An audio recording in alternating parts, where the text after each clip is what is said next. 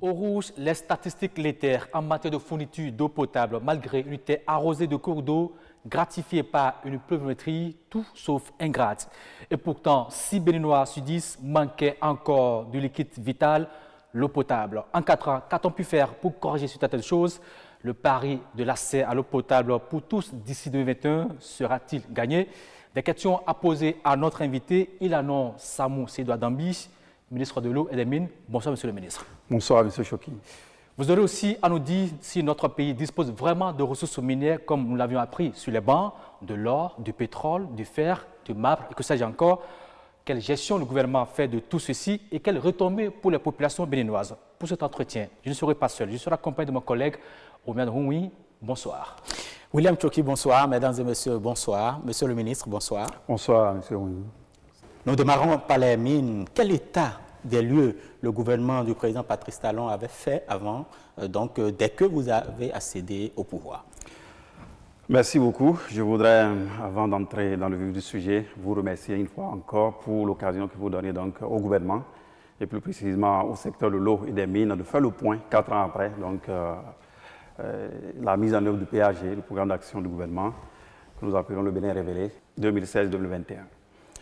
Je voudrais, d'entrée de jeu, vous dire que notre pays est un pays minier. Le Bénin est un pays minier et le Bénin est également un pays pétrolier. Vous savez, il y a de cela une vingtaine d'années, nous étions membres de l'OPEP pour le pétrole. Mais de 1998 à nos jours, nous avons complètement arrêté l'exploitation du pétrole parce que par le passé, ça n'a pas été géré comme cela se doit. À l'arrivée du gouvernement de la rupture, il a été décidé d'arrêter tout et de réformer tout le secteur. Donc, depuis tout ce temps, nous avons engagé des experts en la matière qui ont fait leurs preuves dans la sous-région et au-delà de l'Afrique pour nous accompagner afin de mieux asseoir un secteur pétrolier attractif qui puisse permettre donc aux plus gros de ce secteur dans le monde reconnu, tel que Total, tel que ExxonMobil et autres, de s'intéresser à notre pays. Nous l'avions dit en 2018, au moment où on faisait le bilan des 2 ans, que notre pays n'est pas un pays maudit, c'est un pays béni, c'est le Bénin. Il est béni et il y a le pétrole. Et ce pétrole, nous l'envoie en mer, beaucoup plus. Donc il n'est pas sur le terrain de X ni de Y. Mais justement, l'actualité oblige, il paraît qu'on a eu du pétrole à Banikwara. C'est vrai cela? Non, ce n'est pas du pétrole, c'est de l'or. C'est de l'or à Banikwara. Bien sûr. Nous avons de l'or à Banikwara également. En dehors de Banikwara, il y a d'autres zones. Il y a Manamil, il y a Madekali, il y a Tchoumi-Tchoumi, il y a, comment on appelle, la Perma que vous connaissez, qu'on nous a appris à l'école. Tout à fait. Nous sommes également dans ce secteur, le secteur des mines. Les recherches se poursuivent, la mise en place d'un cadre attractif pour les compagnies, parce que l'État même ne peut pas investir dans un domaine comme celui-là. C'est laissé donc aux opérateurs économiques, aux compagnies qui savent où trouver les ressources. Parce que les sommes qu'il faut investir dans ce secteur, c'est des sommes colossales, c'est énorme, c'est en termes de centaines de milliards. On ne voit pas un gouvernement s'engager pour ça. Donc on met le cadre institutionnel, le cadre qu'il faut réglementaire pour attirer donc les investisseurs. Aujourd'hui, je peux vous dire qu'à Perma, nous avons déjà installé 2 industriels, 2 compagnies qui ont démarré il y a à peine 1 mois, qui vont bientôt commencer les recrutements. Vous avez dit à peine 1 mois, ça veut dire que par le passé, c'était des gens qui l'exploitaient sans Oui, contrôle. c'était des orpailleurs clandestins, donc sans aucun contrat, sans absolument rien. Par le passé, il y a eu une industrie à laquelle un contrat a été signé, mais qui n'est pas allé au bout, compte tenu du cadre qui n'était pas vraiment attrayant. Donc nous sommes arrivés, on a dit qu'il faut tout arrêter. On a tout arrêté, on a repris à zéro aujourd'hui avec l'accompagnement de l'UEMOA et de l'Union africaine. Nous avons un cadre aujourd'hui, un code minier que nous allons envoyer pour la validation à l'Assemblée nationale bientôt, qui réellement répond aux normes internationales, un code attractif qui puisse permettre donc à n'importe quel minier, d'où qu'il vienne, de s'intéresser à notre pays. Et déjà, à notre porte, beaucoup de compagnies minières, que ce soit des compagnies canadiennes, australiennes, parce que les meilleures sont ces 2 pays, déjà frappent à nos portes pour être ici dans 3-4 mois. Est-ce qu'on a pu évaluer cette quantité d'or qu'on a sous... Ça ne s'évalue pas parce que les travaux qui sont faits jusqu'ici, ce n'est pas nous-mêmes. Donc c'est d'abord l'existence de la matière. Elle existe. Il faut permettre maintenant aux compagnies de venir investir pour approfondir la recherche et maintenant évaluer la quantité avant que l'exploitation proprement dite ne démarre. Et donc on doit attendre la jouissance, les profits alors? Bien sûr, nous allons tout mettre en place pour que les générations à venir puissent bénéficier, donc comprendre que nous avons mis ce qu'il faut, la fondation qu'il faut pour leur permettre de construire donc ce bâtiment qui va résister, ce bâtiment qui va durer longtemps pour asseoir une économie durable pour notre pays, pour les générations à venir. Nous faisons le travail, pas pour nous. Tout ce que nous faisons aujourd'hui, c'est pour les générations à venir. Nos enfants, nos petits-enfants, nos arrière-petits-enfants, pour qu'ils comprennent qu'à un moment donné, on a dit stop, on a tout repris à zéro pour que nous puissions avoir des bases claires dans tous les domaines. C'est pareil dans le secteur pétrolier. Aujourd'hui, nous avons un code qui vient d'être voté par l'Assemblée nationale, promulgué par le chef de l'État. Et nous sommes dans la phase de l'adoption du décret d'application qui va être fait pendant le mois d'avril. Okay. Et après ça, nous avons environ 21 compagnies pétrolières. 21 compagnies pétrolières, dont les grandes que je vous ai annoncées bientôt. Ça veut dire que le sous-sol béninois est gorgé du pétrole. Elles savent mieux que nous-mêmes. Parce qu'elles ont des données qui balaient toute la côte ouest africaine, dont notre pays. Si elles s'intéressent, donc elles savent qu'il y a quelque chose. Et nous avons donc 11 blocs pétroliers, dont 2 en onshore, ça veut dire sur terre ferme, oui. Et les 9 autres en eau profonde. 6 qui sont en eau profonde et qu'on appelle les 3 autres qui ne sont pas en eau profonde, donc qui sont déjà convoités par ces compagnies pétrolières qui viendront bientôt. Et nous allons maintenant asseoir quelque chose de potable avec toutes les réformes. Un fonds de développement va être créé pour que toutes les ressources qui entrent puissent être tracées. Parce que chaque franc qui va entrer désormais par le biais du pétrole béninois sera tracé, pas seulement par les autorités béninoises, mais même la Banque centrale va être impliquée dans la gestion de ces ressources pour que tout le monde puisse comprendre que ça a été géré comme cela se doit, de maître, comme le chef de l'État lui-même, pour que notre pays puisse réellement tirer ce profit que les autres pays qui nous entourent tirent aujourd'hui du pétrole. Alors, Monsieur le ministre, on ne va pas laisser le pétrole, mais on va quand même aussi évoquer les questions d'autres qui parlent bien sûr des autres ressources minières. On parle de marbre, on parle de fer de lumbu-lumbu. Qu'en est-il par rapport à ces ressources minières? Est-ce qu'il n'y en a plus ou bien il y en a toujours? Il y en a toujours. Le marbre existe, nous en avons à Idayor, nous en avons à Assir, nous en avons à Bagonowe. Et tous ces marbres, bientôt, l'exploitation va démarrer. Nous avons entrepris des démarches vers des pays qui sont en avance sur nous et nous sommes accompagnés actuellement. Et les prospections ont été faites sur le terrain. Et il va y avoir l'installation d'une usine bientôt à Glo-Djigbe, Okay. parce que nous avons la zone économique spéciale qui a été décrétée donc, pour cette zone qui va bientôt accueillir l'industrie. Donc ça fait partie des premières industries qui vont s'installer là pour donc tailler, polir ce que nous avons comme pierre, et Dieu seul sait que nous en avons. En termes d'abord de granit, nous avons plus de 15 variétés de granit, que jusqu'ici malheureusement en dehors du goudron et des bâtiments on ne fait rien avec. Or ça peut être taillé. Si vous allez aujourd'hui aux Champs-Élysées, vous vous rendez compte que ce n'est pas du carreau, ce n'est pas du pavé, c'est de la pierre taillée. Mais on peut tailler, polir mieux que ce qui est fait aujourd'hui aux Champs-Élysées. Et cette expertise, nous l'avons d'un pays africain qui nous accompagne. Et je crois que l'année prochaine, à pareil moment, si on n'a pas fini d'installer, comment on appelle cette usine, oui, elle serait presque en phase terminale pour démarrer. À ce niveau, c'est l'État qui prend le devant. L'État va investir parce que ça demande quand même à ce que dans un pays qui n'a jamais connu une exploitation comme celle-là, que l'État prenne le devant. L'État va faire des investissements initiaux et demander maintenant à ce que les opérateurs économiques viennent prendre la relève et au fur et à mesure vont rembourser donc tout ce que l'État aura investi. Et 10 ans après, on va commencer par percevoir les taxes et commencer par exporter aussi. Nous aussi, nous allons être un consommateur important. Parce que quand vous voyez nos trottoirs, pour la plupart du temps, c'est du pavé fabriqué. On peut découper, tailler et poser. Et c'est plus durable, c'est plus beau, c'est plus joli à voir. Oui, la crainte, Monsieur le ministre, très souvent, on estime que ces genres de ressources minières sont exploitées par des étrangers et que cela ne profite pas forcément aux Béninois, au Bénin aussi, à l'État. Le cadre législatif aujourd'hui, réglementaire que nous avons, ne permet plus à quelqu'un de venir exploiter quoi que ce soit et partir sans que le Bénin ne prenne ce qui lui revient de droit. Parce qu'avant que l'intéressé ne commence, les règles sont bien définies et il ne peut pas avoir de changement de règles en cours de jeu. C'est pour ça que nous avons pris tout ce temps pour nous doter donc, de tout l'arsenal juridique qu'il faut et que les partenaires ont déjà en main. Ils savent quelles sont les conditions d'exploitation aujourd'hui, d'exercice de leur métier dans notre pays. Les premières années, les années à venir, 10 ans après, 5 ans, 20 ans, 20 ans, 30 ans, 50 ans, quelle est la part qui revient à chaque fois au Bénin? Quelle est la part qu'on appelle de la main-d'œuvre béninoise? Quelle est la part qui revient également aux communautés riveraines? Tout cela, c'est défini clairement dans la loi que les parlementaires nous ont accompagnés à valider et que le chef d'État a déjà promulgué en ce qui concerne le code pétrolier. Pour le code minier, nous allons retourner encore à l'Assemblée bientôt pour avoir donc ces quitus donc, du Parlement qui est la représentation nationale, pour dire, OK, le peuple est d'accord, allez-y gouvernement, nous vous suivons, nous vous accompagnons pour que nous puissions changer donc, le quotidien.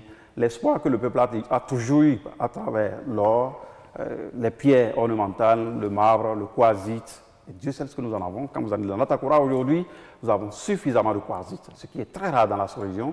Nous avons du marbre blanc, recherché. Et quand c'est ce pays qui nous accompagne aujourd'hui, quand ils sont allés sur le terrain, ils se disent, mais comment on peut avoir tout ça et ne pas l'exploiter? Monsieur le ministre, on va passer à un autre grand projet, les pipelines. Déjà, dites-nous comment le Bénin a pu gagner ce projet parce qu'on n'était pas les seuls. Bien sûr, lorsque un pays rassure tout le monde, lorsque le pays rassure n'importe qui peut arriver. À l'international, quand vous écoutez les opérateurs économiques, les investisseurs, le Bénin rassure. Notre signature a de la valeur, notre signature est respectée, la parole donnée est respectée. Ça fait que les gens prennent le risque aujourd'hui de venir au Bénin. Ils prennent le risque parce que quand vous signez, vous ne respectez pas, ça n'encourage pas. Et lorsqu'une compagnie comme la CNPC, la plus grosse compagnie pétrolière de la Chine, accepte de venir au Bénin, dites-vous en fait que ce n'est pas parce qu'on s'appelle le Bénin, ce n'est pas parce qu'on est amis. Les sociétés comme ça n'ont pas d'amis, n'ont que des intérêts. Et les intérêts, pour les avoir, il faut aller dans des pays où on respecte l'opérateur économique, on respecte l'investisseur qui vient investir des milliards de francs CFA. Ce projet, vous savez bien, c'est environ 600 milliards de francs CFA privés, où l'État ne met pas un seul franc. Est-ce que pour nos beaux yeux, quelqu'un va venir faire ça? Notre coopération avec la Chine ne date pas d'aujourd'hui. Ça date de 1972-1973 par là. Jusqu'ici, on n'a jamais eu cette occasion. Aujourd'hui, l'assurance existe. D'abord la tête et les tests législatifs et réglementaires qui accompagnent le PAG rassurent n'importe qui. Et c'est ça qui nous a permis aujourd'hui de pouvoir faire la compétition d'égal à égal avec les autres pays que je ne voudrais pas nommer ici, à savoir donc, le grand voisin et après le grand voisin, le pays qui suit également. Mais aujourd'hui, le résultat est là. Nous avons pu emporter donc, cette bataille et le pipeline est au Bénin. Je ne dirais pas que ça va démarrer, vous avez déjà vu la tuyauterie. Justement, aujourd'hui, où en sommes-nous par rapport à sa réalisation, ce projet gigantesque? Oui, ce projet, je dirais que nous avons démarré parce que la tuyauterie est déjà là, ça, depuis le 23 février dernier, donc au port autonome stocké là. Et puis, le transport y a commencé pour l'intérieur du pays. Ça va être étalé sur tout le long du pipe de la ligne qui fait 675 km jusqu'à Semin où, qu'on appelle, nous allons avoir donc un quai qui va être construit où les bateaux, les navires, les pétroliers viendront donc pour transporter ce pétrole qui quitte le Niger, le désert nigérien, à Agadem, dans la région de Zender, jusqu'à Semin. Ce n'est pas au port de Cotonou, c'est jusqu'à Semin. Nous avons tout fait pour que le tracé ne vienne pas en fait, perturber le quotidien donc, des populations. On a tout fait pour mettre le tracé un peu beaucoup plus à l'est pour éviter les agglomérations et éviter autant que faire les édifices publics et tout ce qui est trop cher pour nous. Donc on est allé beaucoup plus. Certes, nous avons un certain nombre de champs. Forcément, il faut passer par là. Donc, mais on a évité essentiellement tout ce qui est édifice public pour ne pas retarder par exemple la scolarité, que ce soit le commissariat et autres, on a évité. Cela. Aujourd'hui, nous sommes prêts. Mais vous connaissez l'actualité qui touche le monde entier aujourd'hui. Ça a freiné parce que les techniciens, les patrons de projet ne peuvent pas quitter la Chine. Ils ne sont pas autorisés. Même s'ils décidaient de venir aujourd'hui au Bénin, nous allons les confiner pendant 14 jours. Ce n'est pas évident pour des gens de ce niveau-là de venir dormir à l'hôtel 14 jours sans rien faire. Quelles seront les retombées pour les Béninois que nous sommes? Les retombées pour les Béninois que nous sommes, on le sait déjà, dans le domaine économique, nos opérateurs économiques vont beaucoup travailler, à commencer d'abord par les transporteurs qui, eux, ont déjà démarré. Et le transport d'environ 700 000 tonnes de matériaux, de matériel, dont 320 pour le Bénin et le reste qui va au Niger. Et donc, vont participer donc, au transport de tout ceci. En dehors de ça, en ce qui concerne donc la jeunesse, les ouvriers, les cadres, qui également sont du domaine, que ce soit des financiers, que ce soit des pétroliers, des géologues, tout ce monde-là, il va avoir un recrutement d'environ 3000 personnes, dont 500 vont être de façon permanente pour donc, la gestion du projet qui durera entre 35 ans et 40 ans.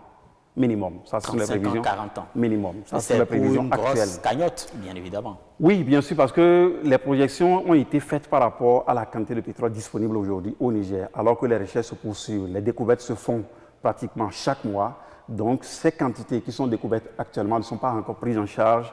C'est pourquoi le dimensionnement est fait sur 40 ans, mais ça peut aller à 70 ans. Mais nous, tout le calcul qui est fait aujourd'hui, c'est sur la base des 35-40 ans pour exploiter donc la quantité qui est disponible à Agadem et environ. Alors que le Niger continue donc de découvrir. Nous aussi, nous allons lancer une grosse campagne, pas seulement en mer, mais sur terre ferme aussi, pour voir est-ce que nous n'avons pas de pétrole quelque part, peut-être à Kandi, parce que c'est presque le même sédiment que le Niger. On va accentuer les recherches dans la zone de Kandi, Malanville et environ, pour voir est-ce que nous n'avons pas quelque chose. Si nous avons quelque chose, nous allons exploiter et également faire transporter ça par le pipeline qui va amener ça jusqu'à Sémé. Vous avez parlé de Sémé, les communes périphériques. Devrait-on s'attendre à des transformations déjà au niveau du visage de ces communes? On devrait s'attendre à quoi concrètement? Bien sûr, lorsque le pipe va être construit, nous allons avoir 3 stations. Et la plus grosse de ces stations se trouvera à Sémé, qui va occuper une superficie d'environ 40 hectares. Sur ces 40 hectares, ils vont construire des tanks pour donc stocker le pétrole en attendant que les navires ne viennent chercher. Il va y avoir beaucoup d'autres choses qui vont être construites. Et tout autour, c'est une zone qui naît. Nous avons la zone franche industrielle qui est là. Donc ça entre véritablement dans les prévisions de l'État.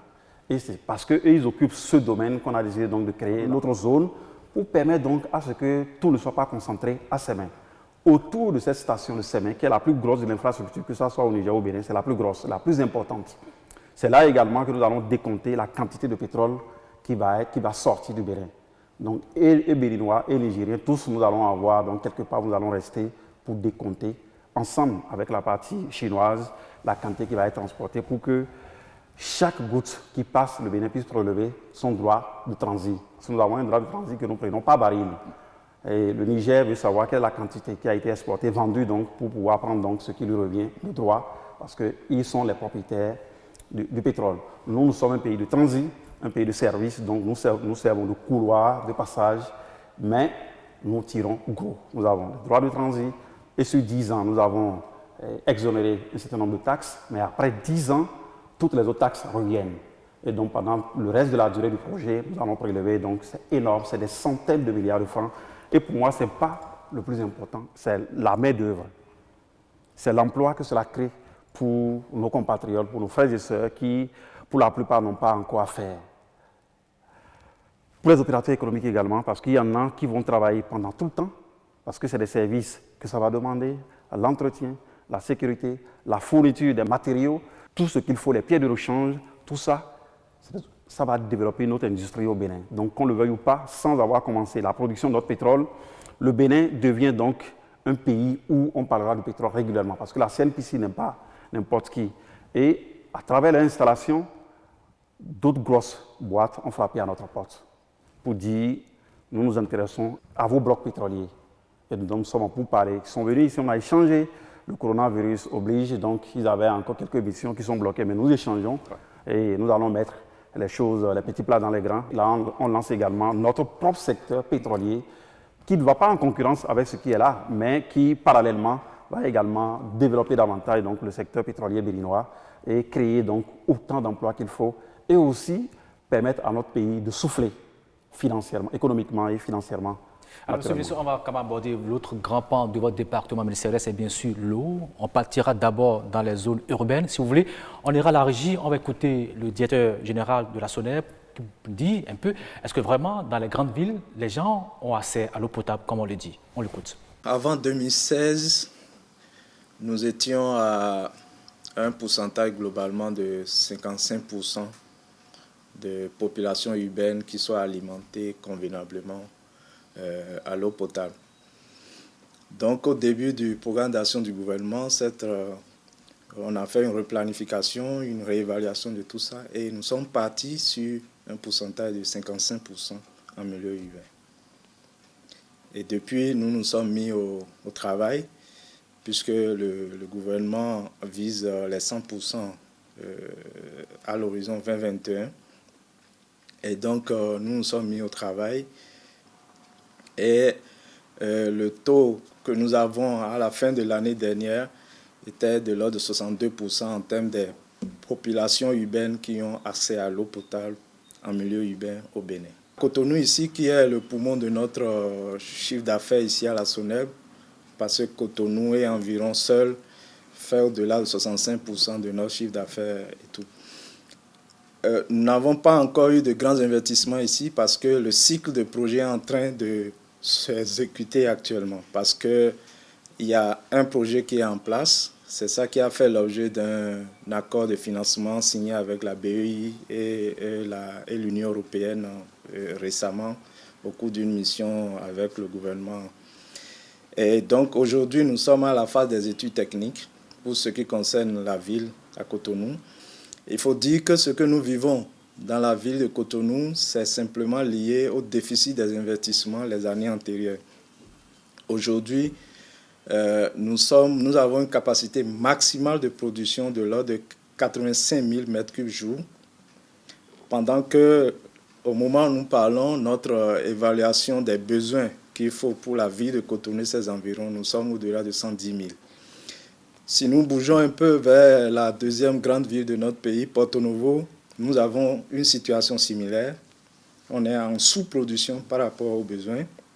Et actuellement, nous avons déjà un appel d'offres qui est en cours sur financement allemand et qui va permettre de renforcer le système qui est à Wando, notre usine à Wando, qui va permettre d'améliorer, disons, la qualité des services.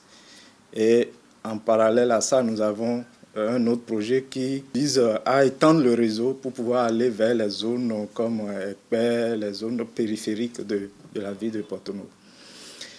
Nous bougeons un peu plus loin, quand nous prenons la commune de Calavi, nous avons scindé cette commune-là en 3 phases de projet. Il y a une première phase qui est déjà achevée, qui est en instance de mise en service officielle, sinon la réception provisoire a déjà eu lieu. Il y a une deuxième phase qui est sur financement allemand, qui est en cours de mise en route avec quelques diligences. Et il y a une troisième phase sur financement privé qui est aussi en cours de jour. Si nous finissons de réaliser ces 3 projets, je crois que Abomey, Calavi et environ seront à l'abri de l'eau. Récemment, comme vous avez su le constater, à Parakou, nous avons mis en service officiellement la nouvelle usine de Parakou qui a multiplié par 5, disons, la capacité de notre production à Parakou. Et aussitôt après cela, le ministère et la SONEB, nous travaillons actuellement sur une deuxième phase qui va consister à assurer les extensions vers les zones périphériques de la ville. C'est la même approche qui est en cours actuellement à Abomey-Boycon, où c'est déjà mis en service. Et là, nous avons déjà obtenu le go du gouvernement. Et il y a une deuxième phase qui est en cours de développement actuellement, qui va ratisser l'âge sur l'ensemble des 6 communes du plateau d'Abomey, c'est-à-dire Agbanzoum et autres. Nous avions déjà achevé il y a quelque temps le projet de Djougou, qui est en bonne exploitation. Il n'y a plus beaucoup de plaintes là-bas. Quand nous allons dans les collines, on a eu une première phase qui a couvert la ville de Dassa et Glazoué, qui sont alimentées à partir des eaux souterraines. Mais en même temps, il y a une deuxième phase de projet qui est en cours d'exécution maintenant sur le financement de Exim Bank de Chine et qui consiste à réaliser des ouvrages, des barrages. Là, c'est pour assurer vraiment la durabilité de l'alimentation de ces 3 villes, Savé, Dassa, Glazoué, vraiment à long terme. Savalou aussi a fait l'objet d'un programme où il fallait trouver une solution vraiment en urgence pour la ville parce qu'elle en manquait vraiment cruellement d'eau. Je suis heureux d'annoncer que nous sommes presque à la fin. D'ici le mois de mai, en tout cas, nous aurons à mettre en service aussi la phase que nous sommes en train d'exécuter au niveau à Savalou. Alors, Monsieur le ministre, vous avez écouté le directeur général de la SONEB qui nous présente un peu la situation dans les grandes villes. C'est vrai qu'il y a de l'eau, mais apparemment, il n'y a pas encore de l'eau partout. Je prends un exemple très simple, si vous voulez. Les départements monocouphons ne sont pas cités dans ce cas, dit le directeur. Pourquoi on a omis ces départements, c'est cela? Non, aucun département, aucune commune ne sera laissée pour compte. Et nous avons décidé de commencer par les zones de concentration. Et ces zones de concentration, vous les connaissez, c'est le Grand Okoye, Cotonou, Sémin, Porto-Novo, Ouida, Abomey-Calavi. Le plateau d'Abomey, Abomey, Boyikon, Agbanizou, Zobodomé, Zapota et Djidja. Et Parakou, naturellement, la métropole du Nord et ses environs, et maintenant Djougou. Voilà donc les grandes zones de concentration où nous sommes environ à peu près à 3 millions de personnes impactées. Et ce sont les zones qui commercialement sont les plus rentables pour une société qu'est la SONEM, une société commerciale. Donc nous avons décidé de commencer par là. Et le reste, qui ne fait pas 2 millions, qui est à moins de 2 millions, donc tout le processus de sélection des entreprises est presque arrivé à terme. Ici, fin avril, on devrait pouvoir finir et en mai, commencer les travaux donc, pour les centres urbains, en ce qui concerne donc l'eau en milieu urbain. Dites-vous qu'en 2017, quand le point a été fait, au moment où on commençait véritablement, c'était les chiffres qui existaient, nous étions à 89% en milieu urbain. Le taux d'accès en milieu urbain, 89%. N'étant pas du secteur, je me suis dit, bon, sur quelle base, sur quoi ça se base? Et quand on a fait le point, on s'est rendu compte véritablement qu'on n'était qu'à 55. Ça veut dire que les chiffres étaient un peu tronqués. Bon, je ne dirais pas ça, mais ce n'était pas réaliste. Okay. Sur le terrain, ce n'était pas ça. Quand on dit par exemple Cotonou est couvert, est-ce que même jusqu'à aujourd'hui, est-ce qu'on a fini de régler les problèmes de Cotonou? Est-ce qu'on a fini de régler pour Abomey, pour Parakou? Parakou, vous faites 4, 5, 6 mois, parfois sans eau, dans la zone du 3e arrondissement par exemple. À Abomey, vous faites 3, 4 jours. C'était un délestage de 4 jours par zone. Et pourtant, on dit que vous êtes couvert. Donc, c'est tout ça là que nous avons corrigé pour avoir les chiffres réels qui nous ont ramenés à 55. Or, c'était normalement pour couvrir 2 700 000. On s'est rendu compte qu'il faut aller jusqu'à 4 millions de personnes. Et non 2 700 000. Donc, il faut 1 300 000 en plus pour pouvoir réellement couvrir à l'horizon 2021 l'ensemble du milieu urbain béninois en matière d'eau potable. Donc, le travail a commencé par Djougou. Et Djougou s'est terminé depuis 2018, réceptionné. Et aujourd'hui, il n'y a aucun problème à Djougou. Après Djougou, nous sommes venus à Parakou. Et Parakou a été réceptionné une première phase. Et cette première phase a réglé la question donc, de la mobilisation de la ressource et une extension sur environ 300 km. Il y a une seconde phase qui va démarrer pour couvrir l'entièreté de la ville et les environs pour environ 600 km en plus. Quand on quitte Parakou, on atterrit donc dans les collines. Ben, si vous voulez, on ira rapidement dans le nord parce que les gens ont témoigné, ils ont vu des actions qui ont été menées. Bien sûr. Ils ont voulu quand même dire quelque chose pour apprécier ce qui a été fait par le gouvernement. On les écoute si tout va bien. Les gens avaient un mauvais souvenir jusqu'aux années 2015.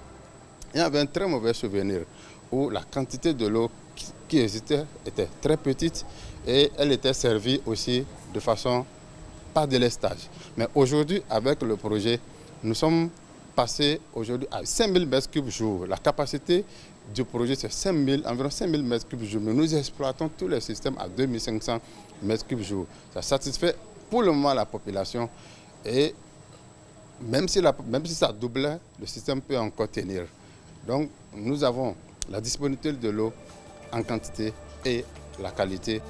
L'eau vient comme ça se doit. Il y a encore aussi la qualité qui accompagne. Jintede ilgo ko hali nera zalga nera agay amal sudu hali isinka du hali ijinto somen hinza pompi wo fuka amma so chere hal helo ilna te ba chifo ba chini ba safo hal gonono masawo ba chinji ko kal hal gonono ba chinji kal hal gonono masala hele de sik paro isuma hal hele ko. Avant 16e siècle, vraiment on souffre. Si saison la pluie comme ça, il y a l'eau. Saison il n'y a pas l'eau. On promenait quartier par quartier pour puiser l'eau. Mais comme l'épousé là est venu, on a profité pour prendre. Mais maintenant, tout va bien. Saison on n'a pas de problème. Nous avons la disponibilité en eau. Et peut-être pour 50 ans, tel que les techniciens nous disent encore. Et donc c'est une bonne chose et je voudrais vraiment remercier le gouvernement pour avoir réalisé cette prouesse. La réalisation de ce projet est un grand soulagement également pour les populations parce que vous ne pouvez pas savoir à quel point c'est embarrassant de se voir tout le temps interpellé par les populations dès qu'il y a la moindre coupure d'eau. Alors c'est un grand soulagement pour nous. Et je voudrais, au nom des populations du Borgo et à mon nom personnel, remercier le chef de l'État. C'est grâce à Patrice Talon qu'on est sorti de cette misère. On ne remercie que le président de la République. Les femmes paraguayes le remercient infiniment. Parce qu'on se réveille à 4 h du matin pour laisser nos maris sur le lit pour aller chercher de l'eau. Ça là aussi, c'est banni aussi. C'est l'argent qui ne circule pas là, voici là où se trouve l'argent. Nous avons serré les ceintures, maintenant on a de l'eau pour 200, 100 ans. Quand Dieu a créé la vie, première des choses qu'il a donné à tout le monde, c'est de l'eau. Maintenant, l'eau sort dans tous les robinets dans la commune de Parakou. Il ne reste qu'à le remercier. Vous savez ce que l'eau représente dans les ménages. Et en manquer pendant 72 heures, tout le monde sait ce que ça peut nous créer comme problème. Le gouvernement du président Patrice Talon, à son arrivée, a pris courageusement la décision de mettre fin à ce phénomène-là. Alors, Monsieur le ministre, c'était le témoignage des autorités, des populations qui ont eu aujourd'hui de l'eau potable. Qu'est-ce que cela vous fait de sentir que les populations sont contentes? Notre raison d'être, c'est la mission que le peuple a confiée au premier des citoyens, au président de la République, son excellent M. Patrice Talon. Et cette portion, ce pan de son pouvoir qui nous a été confié également, c'est un devoir. On ne dira pas encore qu'on est satisfait parce que quand il y a toujours une seule personne qui n'a pas d'eau, nous ne pouvons pas encore clamer la victoire. Pour l'instant, nous continuons notre travail et c'est ce que je veux dire. En quittant donc la partie septentrionale, nous venons donc dans le centre. Et vous vous rappelez bien, lorsqu'on voyage, vous arrivez à la hauteur de l'usine. Vous voulez parler de la commune de Glazoué? Exactement. Lorsque vous arrivez à Glazoué, les bidons jaunes, certes, ce n'est pas entièrement parti, mais ça a été réduit de 95%. Parce qu'avec le partenaire japonais, nous avons réglé à environ 110% le problème de Glazoué, mais pas seulement Glazoué, et aussi Dassa. Ça avait déjà de l'eau, donc c'est les deux autres communes qui n'avaient pas du tout d'eau. Aujourd'hui, ces communes sont à l'abri. Et en dehors de ça, nous avons Sabalou et la cité de Liam, où il n'y a pas d'eau. Le barrage qui est exploité par la SONEF jusqu'ici ne donne plus la quantité qu'il faut pour la population, donc nous avons décidé d'aller chercher l'eau souterraine et nous avons eu donc l'accompagnement du gouvernement qui nous a permis donc de réaliser un certain nombre de forages pour mobiliser la quantité complémentaire qu'il faut. Aujourd'hui, les installations sont en train de grandir. Ça s'est passé dans l'élément témoin du DG, oui, DG de la SONEB, qui nous permettra d'ici fin mai de réceptionner et de régler également la question de la ville de Sabalou. Mais parallèlement à tout ça, toujours dans les collines, il a été décidé de construire deux gros barrages. Le premier à Edjoko, qui est en cours de construction. Les travaux ont déjà démarré, qui permettront, donc ces travaux-là permettront de régler de façon définitive la question de l'eau dans les collines. Parce qu'un second barrage à l'IFO de 12 millions de mètres cubes va être construit toujours dans le même projet pour permettre donc de raccorder Sabalou en cas de problème. Ça fera au total 14 millions de mètres cubes. 14 millions de mètres cubes en permanence, parce que le fleuve Ouémé est dans la zone. Donc nous allons puiser l'eau dans les bras du fleuve Ouémé et dans le fleuve Ouémé lui-même en question. Et justement, parlant de ces deux barrages, on était encore sur le terrain, on a vu les travaux qui ont démarré. Certes, elles ne sont pas encore terminées, ces travaux, mais ces travaux ne sont pas encore terminés, j'allais dire. Si tout va bien, on va aussi à la régie pour suivre un des techniciens qui est en train de suivre, bien sûr, ces travaux de réalisation de ce barrage. Nous sommes ici sur le site du barrage de Ayedjoko. Le village qui est à côté s'appelle Ayedjoko, où on construit ce barrage de 2 millions de mètres cubes. Et nous allons avoir une hauteur d'eau minimale de 14 à 15 mètres de hauteur et qu'on va étaler sur, comme vous le voyez, il y a une rive gauche, une rive droite. On est entre à peu près 600 mètres. Alors, en face de ça, vous avez la flotte, c'est-à-dire l'eau qu'on va mobiliser. Ce barrage, il va alimenter la station de pompage de Gobé, d'où l'eau sera traitée. Il y a un autre barrage que nous allons faire à l'IFO, qui va mobiliser 12 millions de mètres cubes et qui va desservir la zone Glazoué-Dassa. Mais il a été conçu, le projet a été conçu de manière à faire une interconnexion entre les deux zones. Donc la zone d'ici et celle de l'IFO. Comme vous le voyez, nous sommes dans le lit du fleuve Ouémé. Nous avons prévu de mettre ici une station de pompage que nous avons dénommée station de pompage numéro 1.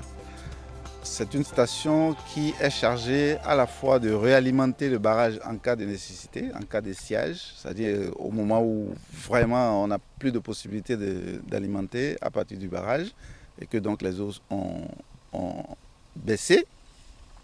Et aussi d'alimenter une station de pompage, une deuxième station de pompage que nous avons prévue à côté du barrage, qui elle est directement connectée à la station de traitement de Gobé. Nous allons faire un bypass qui permette d'approvisionner et le barrage et la station de traitement en cas de nécessité. Mais le cas de nécessité dont je parle, c'est un cas extrême où on n'arrive pas vraiment à partir du barrage ou de la station SP2 à alimenter la station de traitement. Et comme il ne faut pas que la station de traitement ne travaille pas, on prend l'eau directement du fleuve Oumé ici. C'est pour ça qu'on a créé cette station SP1, qui est donc le premier élément de puisage, si je puis dire, de l'eau directement du fleuve Oumé. On en a pour minimum 60 ans même. Il suffit que l'entretien de ce barrage puisse être fait comme il se doit, dans les conditions techniques normales, périodiquement. Et ça, je crois que toutes les autorités sont mobilisées pour prendre les dispositions pour ça. Alors, Monsieur le ministre, avec ces deux barrages, on sortira les départements ou collines de la sécheresse hydrique. Les collines. Les collines, bien sûr, les collines. Les collines, bien voilà. sûr. Quand on quitte les collines, nous venons dans le zoo et que nous appelons le plateau d'Abomey.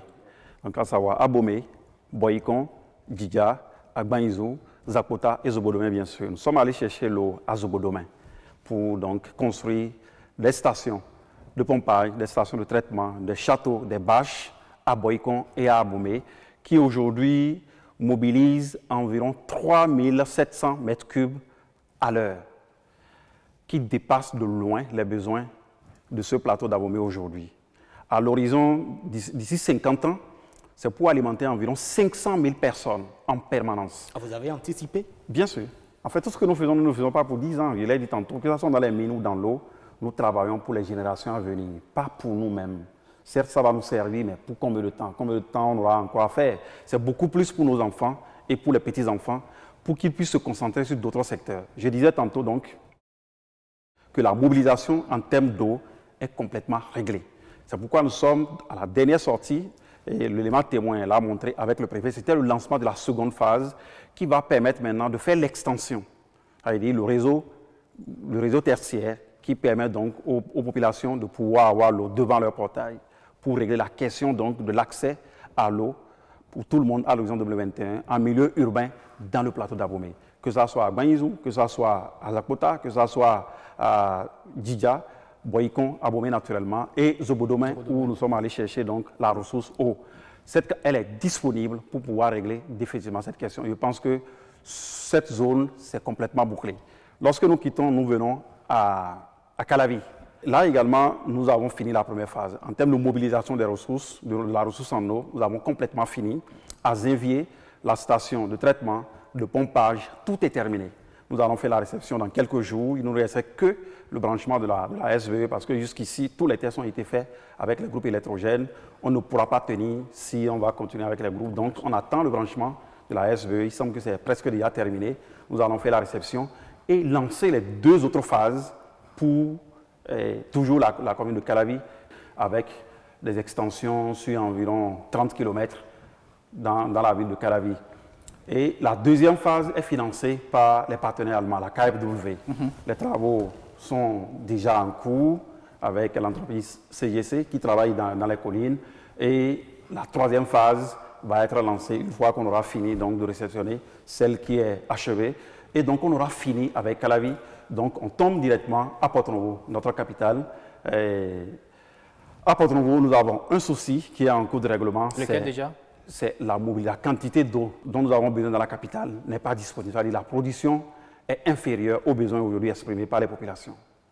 Donc il faut régler la question. Et avec la KfW toujours, les Allemands, nous avons déjà démarré les travaux par rapport au renforcement à la mobilisation de la ressource et les extensions vont suivre pour permettre de régler, pas seulement Porto-Novo, mais jusqu'à Sémin, pour régler également Porto-Novo et Sémin, et Ouida également, qui est tout autour de Calavi et de Cotonou. on ne pourra pas dire tout ça sans parler de Cotonou, bien sûr. Ah ben, je vous attendais, monsieur le ministre. Bien sûr. Cotonou, qui reste quand même la ville vitrine du Bénin, oui. Mais où il y a des quartiers qui ne disposent, qui n'ont pas assez à l'eau.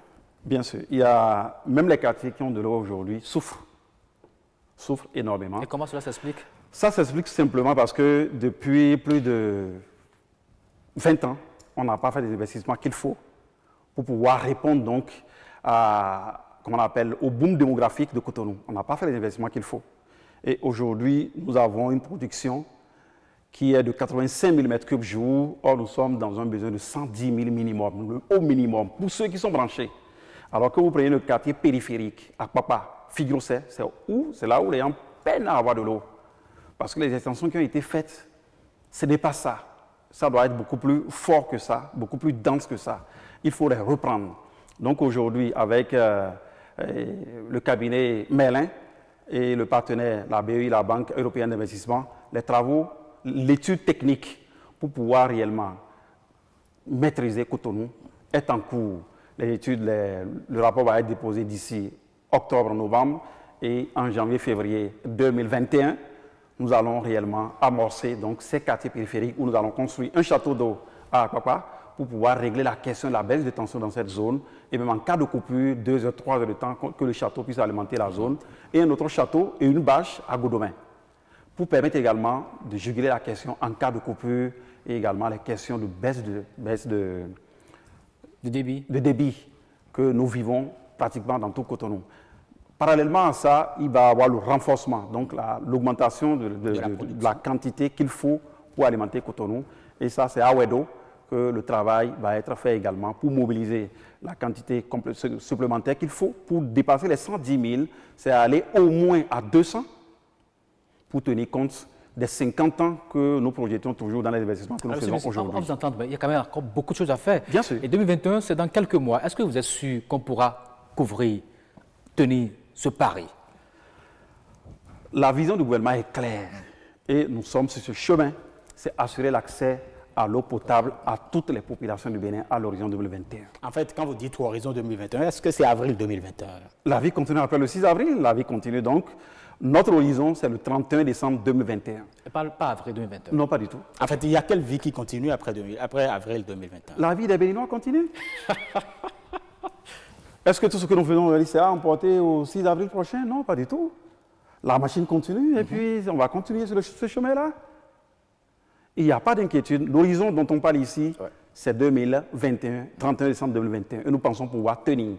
Parce que Cotonou, ce dont il s'agit ici, c'est vrai, c'est les quartiers périphériques, mais il va y avoir le renforcement au cœur de la ville aussi pour pouvoir permettre à ceux qui sont, par exemple, dans les zones de Kendonou et parfois un Vedokor, où nous avons les stations, ils n'ont pas d'eau, pour régler ces questions-là. Une fois que la quantité dont on a besoin sera mobilisée, donc la question d'eau ne se posera pas à Cotonou. Ben une chose est d'avoir de l'eau, mais l'autre chose, c'est de pouvoir l'acheter. Est-ce que vous ne pensez pas qu'il faut aussi voir un peu le prix pour permettre aux populations d'avoir plus facilement accès à cette eau potable? Tout comme fait le gouvernement s'attelle, pas seulement d'avoir l'eau, permettre aux populations de s'abonner. C'est pourquoi, au lieu de 120 000 aujourd'hui, vous allez voir, avec 50 000, vous avez votre compteur à la maison. Et mieux, au lieu de verser les 50 000 en un seul trait, nous avons donné la possibilité encore aux populations de payer 20 000. On leur pose le compteur et étaler le reste sur 6 mois. Donc, les 30 000 qui restent sont échelonnés sur 6 mois et 5 000. À chaque fois qu'une facture arrive, on met 5 000 en plus sur votre consommation et les gens ne sentent pas. Aujourd'hui, quand vous allez dans les zones où nous avons fini, vous allez à Boycon, vous allez voir les demandes. C'est énorme, c'est déposé là. Donc, les sociétés à qui nous avons confié donc, cette mission de brancher les populations sont à pied d'œuvre pour aller très vite parce que nous avons pris l'engagement, une fois que vous payez dans les 72 heures, de pouvoir vous brancher lorsque la conduite est passée devant votre maison. C'est pareil à Parakou. Mais il y a aussi notre paradoxe, monsieur le ministre. Parfois, on dit on veut donner de l'eau aux gens, on leur donne, ils achètent du moins le compteur, mais quand ils ne payent pas les factures, on vient couper, mais on enlève le compteur. C'est un paradoxe, n'est-ce pas? Ce n'est pas un paradoxe. Mais si vous enlevez le compteur, ça veut dire que vous ne donnez plus l'eau potable à la personne, il peut aller chercher de l'eau impropre à la santé. Non, je ne pense pas. Quelqu'un qui réellement a pris de son argent pour s'abonner devrait être en mesure. Parce il que peut manquer par moment de l'argent. L'eau est subventionnée. Ouais. L'eau est subventionnée. Nous ne vendons pas l'eau en milieu urbain à sa vraie valeur. Parce que l'eau est un bien social. C'est pourquoi les branchements sont des branchements sociaux, pour pouvoir permettre à tous ceux qui vivent au cœur de nos villes de pouvoir avoir accès à ce liquide précieux. Et il y a le chef de l'État, quand nous revisitons un peu le discours d'investiture du chef de l'État, le 6 avril 2016, il disait que l'eau et l'énergie sont des droits inaliénables. Bien sûr. On parle, c'est quand même un risque que prend le Bénin en donnant comme échéance 2021. Et vous avez parlé de 31 décembre 2021, alors que les ODD nous parlent de 2030. C'est un engagement du gouvernement, ce n'est pas une promesse, c'est un engagement. Et on y est, nous sommes là-dessus. La pression qu'on s'est mise nous-mêmes nous permet d'arriver à bon port d'ici le 31 décembre 2021, Inch'Allah. Alors, monsieur le ministre, si vous permettez, c'est vrai qu'on a parlé beaucoup plus des zones urbaines. Oui. On ira dans les zones rurales. Là aussi, les populations ont besoin de l'eau potable. On a entendu notre micro-directeur de l'Agence nationale d'approvisionnement en eau potable en milieu rural. Il va nous dire le point de ce qui est fait jusque-là.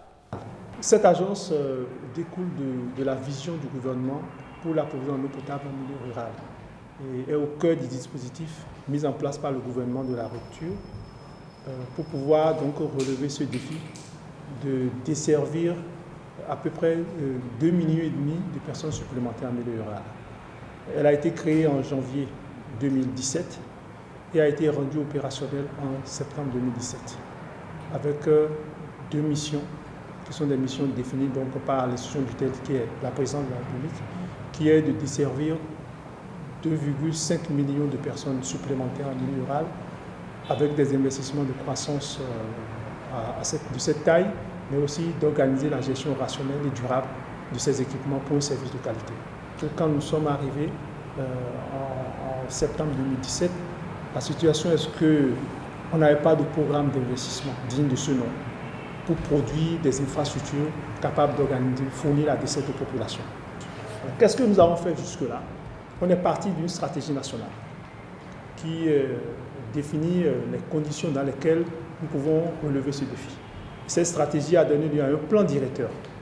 Et ce plan directeur nous dit qu'il faut mailler le territoire avec des systèmes de type nouveau, qui sont des systèmes d'arrondissement que nous appelons aujourd'hui systèmes d'alimentation potable multi-village, pour compléter l'équipement existant.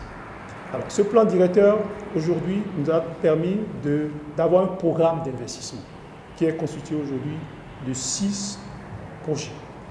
Et ces 6 projets, aujourd'hui, il y a un qui est en cours, c'est le projet des 24. Et si vous allez sur le terrain, vous allez voir qu'on a commencé par faire du génie civil autour de ces projets des 24. Et il y a d'autres qui suivent. Et au total, nous avons un plan d'investissement à court terme maîtrisé et financé. Et ces systèmes multi-villages pour le programme à court terme qui a démarré en octobre 2018 nous permet de fournir à terme de l'eau potable à 1,8 million de personnes. Ces 79 SAEP du programme à court terme seront complétés par une deuxième vague de 84 systèmes qui vont donner aussi de l'eau potable à peu près 1,8 million de personnes. Vous voyez qu'à terme, nous sommes sur un chemin dans le processus pour donner à terme de l'eau potable à 3,6 millions de personnes. Comparé au nombre de personnes supplémentaires, comparé au nombre de personnes qui ont accès à l'eau potable aujourd'hui, depuis l'indépendance, il y a de 3 millions, nous sommes en train de rajouter à terme 3,6 millions de personnes à l'horizon qu'on nous a fixé fin 2021. Et les ouvrages sont dimensionnés pour donner de l'eau potable à la population d'ici 2040. Alors, monsieur le ministre, est-ce que vous arrivez une fois de boire l'eau de Marigot? Bien sûr, il y a grandi dedans. Quand vous voyez aujourd'hui la population en plein 21e siècle continuer à boire de l'eau impropre à la santé, ça vous fait quoi? On a mal, très mal, et c'est la raison de tous ces projets que nous développons. Le directeur de l'Agence nationale de l'eau en milieu rural vient de le dire. Et on s'active, on a fait beaucoup en termes de réforme. D'abord, la création de l'Agence, la mise en place, tout ce qu'il faut, la mobilisation des ressources, convaincre les partenaires qu'en milieu rural également, on peut donner de l'eau à tout le monde. Ça n'a pas été chose facile. Il a fallu que le chef de l'État lui-même en personne prenne le devant pour convaincre donc les partenaires. En milieu rural, ce ne sont pas des barrages qu'il faut aller construire. Il faut chercher l'eau dans le sous-sol. Et donc, on s'est dit que pour dimensionner les ouvrages, il faut d'abord trouver la ressource. Donc, il y a une campagne, large campagne, donc, qui a couvert près de la moitié du pays pour mobiliser d'abord la ressource. Une fois les ressources trouvées, donc, et pour cette première phase, les travaux de génie civil ont démarré, que vous avez pu voir dans l'élément témoin du directeur de l'agence, qui permettra aujourd'hui de relier beaucoup de villages avec un seul système qu'on appelle système d'approvisionnement en eau potable multivillage. SAEP. Oui, SAEP MV. Donc, qui permettront d'alimenter beaucoup de villages à travers un système au lieu de faire une AEV pas commune. Et ces AEV qui existaient vont être également réhabilités et les extensions vont suivre. Mais ce qui est intéressant ici en milieu rural, c'est que la deuxième phase va couvrir l'entièreté de ce qui reste. Et ça va être lancé bientôt pour permettre donc de finir avec les campagnes de forage pour la mobilisation de la ressource. Parce qu'on ne sait pas où trouver, il faut aller faire les études avec les techniciens qu'il faut pour savoir où trouver d'abord la ressource à ce niveau qu'il faut construire les ouvrages et maintenant drainer l'eau pour pouvoir rejoindre tous les villages des arrondissements. C'est beaucoup plus les arrondissements qui ont été impactés ici pour le milieu rural. À la fin, on ne va pas confier tout ça aux gestionnaires d'hier. Ils vont intervenir, mais sous le couvert des professionnels du secteur dont le recrutement est en cours. Ce sont des privés qui ont fait leurs preuves dans ce domaine-là, à l'extérieur. Et ce qui se fait au Bénin aujourd'hui n'est pas encore fait dans notre sous-région pour permettre donc à ce que le privé s'intéresse au milieu rural, parce que tout le monde se dit c'est pas rentable, qu'est-ce que vient chercher dedans? Mais nous avons dit c'est rentable bien sûr. Ça ne veut pas dire que le coût de l'eau va être plus élevé, parce qu'aujourd'hui nos populations, à combien elles achètent de l'eau en milieu rural? C'est environ à 800 francs le mètre cube. C'est plus cher même qu'en ville. Oui, bien sûr, c'est à 800 francs le mètre cube. C'est le paradoxe. Vous et nous achetons au plus à 392, 400 francs. Alors que dans les villages, ils sont à 800, parfois 1000 francs. En cette saison sèche, par exemple, pendant la saison sèche, jusqu'à 1000 francs, les populations sont en mesure d'acheter de l'eau. Et regardez l'eau que nos populations boivent, l'eau de marigot. Le gouvernement, en sa tête, le chef de l'État, nous avions décidé de régler cette question-là dans l'intervalle de 5 ans. Et ça, c'est pour l'horizon 2021, pour le 31 décembre 2021. Et nous mettons tout en œuvre. Désormais, le prix de l'eau sera plus bas dans ces localités? Il y a une étude qui est en cours, confiée donc à des experts du domaine, qui est en train de faire donc, ce qu'il faut pour pouvoir également maintenir les ouvrages. Parce que le plus dur, ce n'est pas de donner l'eau d'ici 2021, le plus dur, c'est comment maintenir le service pour les populations. Ça veut dire continuer à les donner de l'eau pendant tout le temps. Il ne suffit pas de donner l'eau et que 2 ans, 3 ans après, que cela disparaisse. Non. Comme on le dit, le plus dur, ce n'est pas d'acquérir quelque chose, c'est l'entretien. C'est l'entretien qui est dur. Nous sommes aujourd'hui à un taux de couverture en milieu rural de 53%, alors que fin 2021, c'est bien les là. Travaux qui sont en cours, une fois les travaux là terminés, parce que c'est des travaux de 16 mois, qui ont déjà environ 8 mois. Dans 8 mois, ça va faire un bond. On va se retrouver autour de 75%. C'est ça qu'il s'agit. Il va rester 25%. C'est 25% également qui démarre en mai, juin, juillet. En fait, ça a été réparti. Il y a un chronogramme. C'est les mêmes personnes qui doivent suivre les mêmes projets. Donc, il faut laisser les projets arriver à maturité avant d'engager donc les autres. Et les tout derniers vont être engagés entre août et septembre 2020. Ça nous permettra d'avoir le temps de discuter avec les partenaires, les professionnels privés qui vont prendre en charge donc la gestion de ces ouvrages pour permettre donc de donner de l'eau pour toujours à nos populations. C'est le plus dur. Et donc, quand ils sont nombreux, alors le coût sera moindre. C'est bien ça? Non, ce n'est pas une question, ça veut dire que c'est des discussions qui vont se faire entre l'État central et les partenaires, parce que l'État a ce souci de permettre à chaque citoyen de ce pays d'avoir accès à l'eau. Et l'eau, je l'ai dit tantôt, est un bien social. L'État donc doit avoir son regard dedans. Il participe à la fixation du prix de l'eau qui permettent à chaque citoyen, où qu'il soit, de pouvoir avoir accès à l'eau et au même moment de pouvoir faire face donc à l'entretien et à l'extension du réseau. Parce que les populations sont confinées certainement dans une zone qui ne fait que 1 mètre carré aujourd'hui. Dans 2 ans, dans 3 ans, dans 5 ans, ça va être 2 mètres carrés. Il faut pouvoir les rejoindre. Donc tout ça là est pris en compte. Si ça va dépasser un niveau donné, l'État dit « Ok, j'interviens, je subventionne ». Voilà, c'est des mécanismes que le consultant est en train d'étudier pour fixer le prix, pas seulement en milieu rural, mais aussi en milieu urbain, pour permettre donc à chacun d'entre nous qu'on puisse avoir accès à l'eau potable. Quand on écoute le directeur, c'est comme pour dire désormais que ce sont des gros opérateurs qui vont gérer les ouvrages. Si cette option permet de réduire le taux bien sûr de panne et aussi d'assurer la continuité dans les services, alors quelles seront ces relations entre ces opérateurs privés et les communes? Ce qui est clair, l'État jouera donc le rôle d'arbitre entre ces professionnels et les communes. Il va y avoir des contrats qui seront signés sous le regard toujours de l'État. Parce que la population, quand elle manque d'eau, elle s'adresse directement aux autorités locales. Ce qui est normal. Voilà. Entre ses partenaires et toutes les communes. Aujourd'hui, c'est l'agence qui fait le travail pour le compte du gouvernement. Ce n'était pas normalement l'agence, c'était les communes. Mais n'ayant pas ce qu'il faut en termes de ressources humaines, en termes de compétences, donc tout ça a été délégué à l'État. Donc il y a une convention cadre que les communes ont signée avec l'État central pour dire « Ok, faites le travail pour nous et une fois terminé, nous allons nous asseoir avec les professionnels qui vont gérer pour voir comment gérer. » Parce que les communes attendent véritablement quelque chose en retour. Tout ça là, le consultant va étudier quelle est la rétrocession qui sera faite aux communes dans ce qui va être en griffe bénéfice réalisé par rapport donc à la gestion de ces ouvrages en cours de construction. Ce qui est clair, le système qui sera mis en place permettra pendant tout le temps de pouvoir donner de l'eau à nos populations. C'est le plus important, le maintien du service de l'eau. On parle de l'eau potable, effectivement, on parle de la disponibilité en eau, mais la véritable préoccupation aussi, c'est la qualité de l'eau qui est offerte aux populations. Et en la matière, nous avons la meilleure qualité de l'eau. Vous pouvez questionner l'OMS, qui en fait a le baromètre, qui mesure en fait la qualité de l'eau. Il y a des indications qui sont données et nous respectons ça scrupuleusement. Mais il peut arriver des situations où, du fait des casses, ou soit un petit problème technique, que ça arrive. Mais ça se corrige en 24 heures ou 48 heures maximum. Et là, quelle est la place alors de l'AGIR dans ces différentes réformes que le gouvernement mène à travers Oui, l'AGIR, c'est comment dompter l'eau que Dieu nous offre régulièrement pendant les saisons de pluie. Aujourd'hui, nous avons environ 11 barrages dont les projets ont démarré dans le bassin du Niger. Ça veut dire donc la partie septentrionale avec 2 projets. Le premier financé par la BOAD, qui est le PEDISA, avec 4 barrages.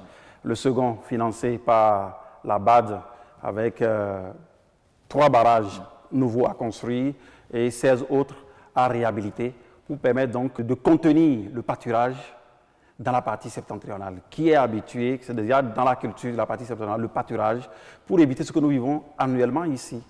Les conflits que nous gérons régulièrement. Ouais. Donc, lorsqu'on va finir de gérer, de construire ces barrages, vous allez voir, le pâturage va être complètement orienté dans la partie septentrionale.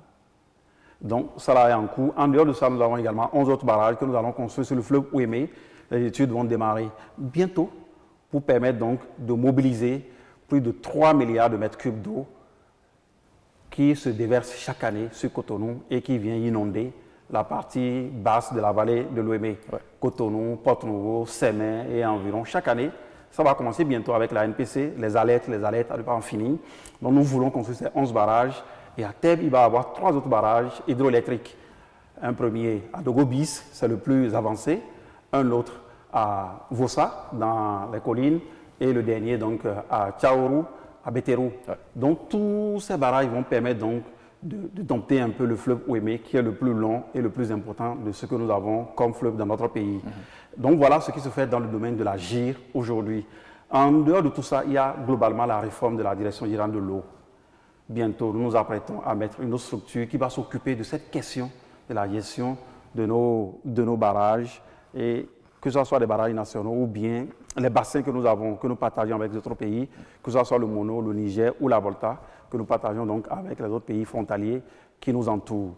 Donc, toutes ces questions, le gouvernement a mis le mécanisme qu'il faut pour pouvoir donc faire face à la question de l'eau définitivement dans notre pays, pour que nous puissions réellement gérer l'eau, qu'elle ne nous gère pas. Parce que jusqu'ici, c'est elle qui nous gère. Surtout, ce qui nous tombe du ciel, c'est elle qui nous gère, malheureusement. Mais bientôt, on va changer le cours des choses. D'accord, monsieur le ministre, c'est vrai, quand on parle de l'eau, donner de l'eau aux populations, il y a aussi une question souvent qu'on occulte souvent, c'est l'assainissement. Vous donnez de l'eau aux populations, si elles végètent dans l'insalubrité, elles vont toujours boire de l'eau impropre. Oui, en fait, l'ODD numéro 6, ce n'est pas seulement l'accès à l'eau potable à l'horizon 2030, c'est aussi l'assainissement de l'eau. Et là-dessus, le gouvernement a avancé. Nous avons recruté un expert qui a fini son travail. La présentation sera faite au gouvernement bientôt. Le document est déjà disponible auprès de tous les membres du gouvernement. Nous allons programmer, et une fois que le gouvernement va adopter le document, nous allons passer donc à la phase de mise en œuvre de tout ce qui aura été retenu comme projet. La Banque mondiale, la BAD sont des partenaires qui nous relancent quotidiennement parce que lorsque vous donnez de l'eau, sachez que ceux qui boivent vont rejeter. Nous consommons 1 litre, environ 70 à 80 par voie sont rejetés. Alors là, si on donne de l'eau à 100% de nos populations, on doit s'attendre donc à un autre phénomène si on ne gère pas ça correctement. Ce sont les maladies hydriques. Et pour éviter ça, donc il faut régler la question de l'assainissement. Le gouvernement s'y attelle. Et vous savez, vous voyez aujourd'hui la station de traitement des boues de vidange a démarré à Sémin. Il y a une autre qui va démarrer à Carabi avec la KfW. À Sémin, c'est avec la Banque mondiale. Et aussi en milieu rural, ça va démarrer. À Parakou, le gouvernement a également financé une station qui a démarré. En milieu rural également, c'est là où les partenaires veulent nous accompagner véritablement pour que chaque foyer puisse mieux gérer ce qu'elle produit comme eau usée. Vous avez certainement quelque chose à dire à nos chers téléspectateurs. Vous avez dit 2021, c'est là, la promesse sera tenue, tout le monde aura de l'eau et à moindre coût. Nous réitérons notre engagement, ce n'est pas une promesse comme il a dit tantôt, notre engagement, nous allons réellement régler la question de l'eau d'ici 2021. Pour les communes en milieu urbain qui n'ont pas encore vu les machines, les entreprises commencer par déblayer les terrains, je dis bien que les travaux vont être lancés bientôt. Le processus de recrutement est presque terminé. Nous-mêmes, nous allons nous y rendre pour leur dire que les travaux démarrent et faire le suivi ensemble avec les autorités locales et les populations à la fois parce qu'elles nous accompagnent dans ces projets. C'est ça qui est intéressant. Elles s'approprient ces projets et ensemble, nous participons donc à la mise en œuvre. Et une fois terminé, donc tout le monde est content. Donc nous pensons, par la grâce de Dieu, pouvoir répondre réellement en 2021 à la fourniture d'eau potable à tous nos concitoyens ou qui se trouvent sur le territoire national. Merci, Monsieur le ministre. Merci beaucoup, Romain Roumi. C'est tellement quelque chose à dire avant qu'on ne boucle cette émission. Nos téléspectateurs ont déjà su ce qui est de l'engagement du gouvernement béninois en ce qui concerne l'accès à l'eau potable. Et donc, nous prenons rendez-vous avec Monsieur le ministre et avec tout le gouvernement du président Patrice Talon pour fin décembre 2021. Merci beaucoup et à la prochaine.